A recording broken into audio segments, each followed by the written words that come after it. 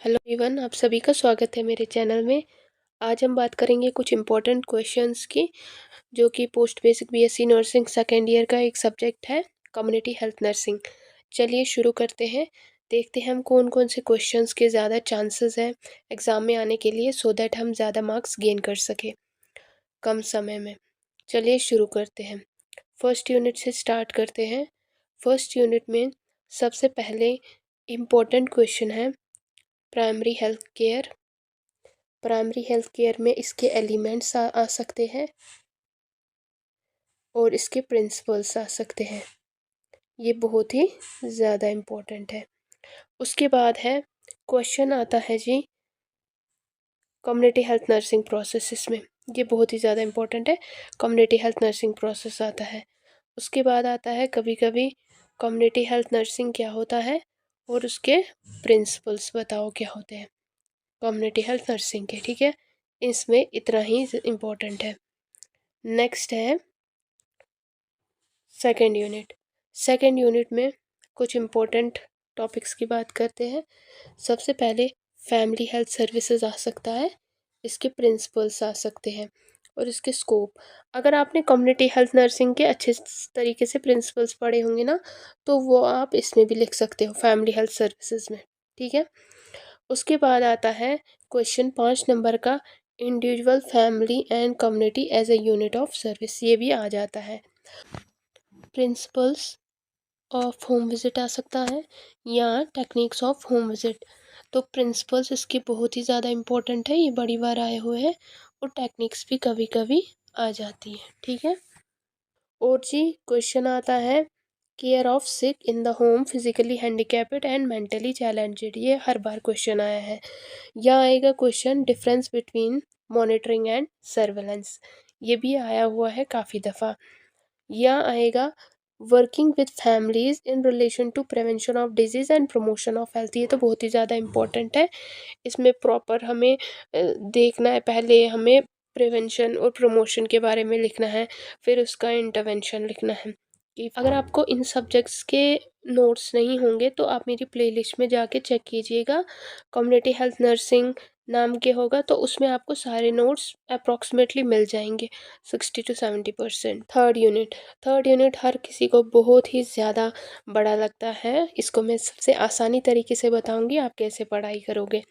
इसमें जी इम्पोर्टेंट है, बहुत ज़्यादा इम्पोर्टेंट है नेशनल हेल्थ पॉलिसी। ये आपको बहुत ही अच्छे से पढ़ के ही जानी है, क्योंकि ये बहुत बार आई हुई है।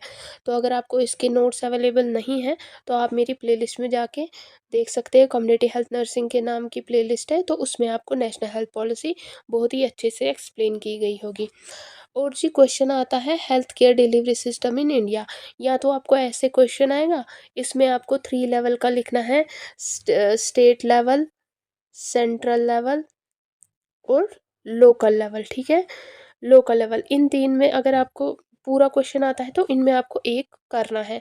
कभी कभी क्या हो जाता है, कभी कभी ओनली सेंट्रल लेवल का आ जाता है, तो आप क्या करोगे, इसके लिए आपको एक ही अच्छे से पढ़ के जाना है, सेंट्रल लेवल, सो दैट अगर आपको हेल्थ केयर डिलीवरी सिस्टम आ भी गया, आप उसमें क्या करोगे, सेंट्रल लेवल ही एक्सप्लेन करोगे। और अगर अकेला भी सेंट्रल लेवल आ गया तो आप वही लिख लोगे। ठीक है, तो उसके बाद आता है जी सिस्टम ऑफ मेडिसिन। ये 5 नंबर का आ जाता है, सिस्टम ऑफ मेडिसिन 5 या 7 नंबर का। और आता है CGHS, ये भी 5 नंबर का आ जाता है, centrally sponsored health scheme. Next question है role of voluntary health organisation and international health agencies. ये काफ़ी बड़ा क्वेश्चन लगता है।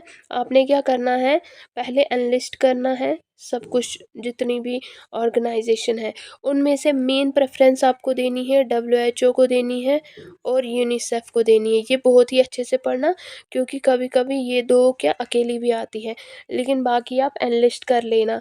और रेड क्रॉस भी पढ़ लेना, रेड क्रॉस भी आ जाती है अकेली कभी। ठीक है, तो बाकी आप सिर्फ नाम याद रखना। अगर आपको वॉलेंट्री हेल्थ ऑर्गेनाइजेशन आ गया या इंटरनेशनल हेल्थ एजेंसीज आ गई तो आप नाम एनलिस्ट करोगे। तो इनमें क्या करोगे आप, जो इंटरनेशनल है, WHO है, यूनिसेफ है, उनमें से आपने जो भी एनलिस्ट करी होगी, फिर आप ये दो में से थोड़ा थोड़ा लिख सकते हो। या क्या कर सकते हो, या आप अगर आ भी गई तो अलग आ सकती है, रेड क्रॉस, WHO है, यूनिसेफ, इन तीन में से आती है। बाकी कोई भी एजेंसीज आज तक अकेली नहीं आई है। दूसरा है जी role of health personal in the community, ये आपको कम्युनिटी हेल्थ नर्सिंग का रोल लिख लेना है इसमें, ठीक है। और पब्लिक हेल्थ लेजिस्लेशन, ये भी 5 नंबर का क्वेश्चन आ जाता है। इसमें क्या करेंगे आप जनाब, मैंने कहा आपको इसमें नेशनल हेल्थ पॉलिसी इंपॉर्टेंट है। हेल्थ केयर डिलीवरी सिस्टम में आपको क्या करना है, सिर्फ सेंट्रल लेवल पढ़ना है, ठीक है, सेंट्रल लेवल पढ़ना है। और आपको क्या करना है, सिस्टम ऑफ मेडिसिन पढ़ना है, CGHS पढ़ना है इसमें। इसमें WHO पढ़ना है आपको, यूनिसेफ पढ़ना है आपको, और रेड क्रॉस पढ़ लेना, ठीक है। बाकी थोड़ा थोड़ा याद रखना, एनालिस्ट तो ज़रूर कर लेना सारा। और ये है role of nurse in community health nurse और पब्लिक हेल्थ लेजिस्लेशन। और इसमें ना एक वो पंचायत पढ़ना, पंचायत और उसकी टाइप, ज़िला पंचायत, ग्राम पंचायत, तो वो सब थोड़ा थोड़ा पढ़ लेना, ठीक है। बाकी इसमें उतना ख़ास इम्पोर्टेंट कुछ नहीं है। उसके बाद है जी थर्ड वाला हेल्थ एजुकेशन। हेल्थ एजुकेशन की डेफिनेशन पढ़नी है आपने, स्कोप ऑफ हेल्थ एजुकेशन पढ़ना ही पढ़ना है आपने। और जी कम्युनिकेशन टेक्निक अच्छे से पढ़ लेना आप। और मेथड, मेथड आता है और मीडिया आता है, ये तो आता ही आता है हमेशा। और जी हेल्थ एजुकेशन प्लानिंग कैसे करते हैं, और रोल ऑफ नर्स थोड़ा सा पढ़ लेना। अगर आपको इस यूनिट के भी नोट्स नहीं है तो आप मेरी प्लेलिस्ट में जाके चेक कर सकते हैं। नेक्स्ट है role of community health nurse, जो कि हमने पीछे वाले में देखा, तो वो तो इम्पोर्टेंट है, आपको पढ़ना ही पढ़ना है। फिर आपको MCH के बारे में थोड़ा सा पढ़ लेना, लगभग 6 नंबर के हिसाब से। और बाद फैमिली वेलफेयर में आता है RCH 1 और RCH 2, ये दोनों फेजेस पढ़ लेना। जो इसके इंटरवेंशन होंगे ना, उसमें आप थोड़ा थोड़ा लिख लेना, 5-5 नंबर के हिसाब से, ज़्यादा लेंथी में नहीं पढ़ना क्योंकि इतना समय नहीं होता है। तो आप RCH 1 और RCH 2 पढ़ लेना ज़रूर, लेकिन उतना ज़्यादा मतलब पॉइंट्स ऐड करने की ज़रूरत नहीं है, इतना कर लेना कि 5 नंबर का हो जाए, ठीक। आप स्कूल हेल्थ सर्विसेज के बारे में थोड़ा सा पढ़ लेना, ऑक्यूपेशनल हेल्थ सर्विसेज के बारे में पढ़ना, और पढ़ना हज़ार्ड्स क्या क्या होते हैं, इसमें हज़ार्ड्स पे ज़्यादा फोकस करना ऑक्यूपेशनल हेल्थ सर्विसेज में। Training and supervision of health care workers, ये भी आया है लेकिन ये रेयरली आता है, ज़्यादा नहीं आता है, 5 नंबर के हिसाब से पढ़ लेना। नेक्स्ट है एपिडेमियोलॉजी।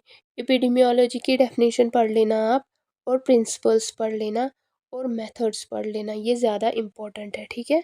अब अगर आपको आ गया एप्लीकेशन आ गया, एप्लीकेशन आ गया, या यूजेस आ गया, या प्रिंसिपल्स आ गया, ठीक है, तो आप क्या करोगे, उसमें एक ही लिखोगे। उसमें आप क्या करोगे, मेथड्स, ये सॉरी, एप्लीकेशन, यूजेस और प्रिंसिपल्स में आप एक ही लिख लेना है। प्रिंसिपल्स आएंगे तो प्रिंसिपल सी, यूजेस आएंगे प्रिंसिपल सी, और एप्लीकेशन आएगा तो प्रिंसिपल सी। इसमें ज़्यादा मेथड्स ही आते हैं, मेथड्स प्रिंसिपल्स आते हैं। और कभी कभी थ्योरीज आती है, कभी कभी थ्योरीज आती है, तो आप क्या करेंगे, इसमें सारी थ्योरीज को एनालिस्ट करेंगे, एनालिस्ट करके फिर 2 थ्योरीज लिखना। और इसमें एक और क्वेश्चन आता है जिसका नाम है एपिडेमियोलॉजिकल ट्रायड, ये पढ़ना ज़रूर, ठीक है, ये आया है काफ़ी बार, एपिडेमियोलॉजिकल ट्रायड। नेक्स्ट है जी लास्ट वाला बायोस्टैटिस्टिक्स और वाइटल स्टैटिस्टिक। इसमें आपको बायोस्टैटिस्टिक की डेफिनेशन लिखनी है और वाइटल स्टैटिस्टिक की डेफिनेशन लिखनी है। फिर जो स्कोप है दोनों का एक ही लिखना है। उसके बाद आपको method of computing vital statistics पढ़ना है, मेथड ऑफ प्रेजेंटिंग डाटा, ये भी आया है, मैनेजमेंट इंफॉर्मेशन सिस्टम। जो ये क्वेश्चन है ना, ये लॉन्ग आंसर में नहीं आते हैं, ये आपको शॉर्ट शॉर्ट आंसर में आते हैं। तो इतने ज़्यादा मतलब इतना सा काफ़ी है। अगर आपको एग्ज़ाम में मार्क्स अच्छे गेन करने हैं तो होप आप अच्छे से कंसंट्रेट करके पढ़ाई करोगे, आपको समझ आ गया होगा कौन कौन से क्वेश्चंस इंपॉर्टेंट है। आपको इस सब्जेक्ट्स के नोट्स नहीं है तो आप मेरी प्लेलिस्ट में जाके चेक कीजिएगा, कम्युनिटी हेल्थ नर्सिंग नाम का, तो उसमें आपको ऑलमोस्ट कुछ इंपॉर्टेंट क्वेश्चंस तो मिल जाएंगे जो आपको काफ़ी हेल्प करेंगे सिलेबस कवर करने में। Thank you so much, have a nice day.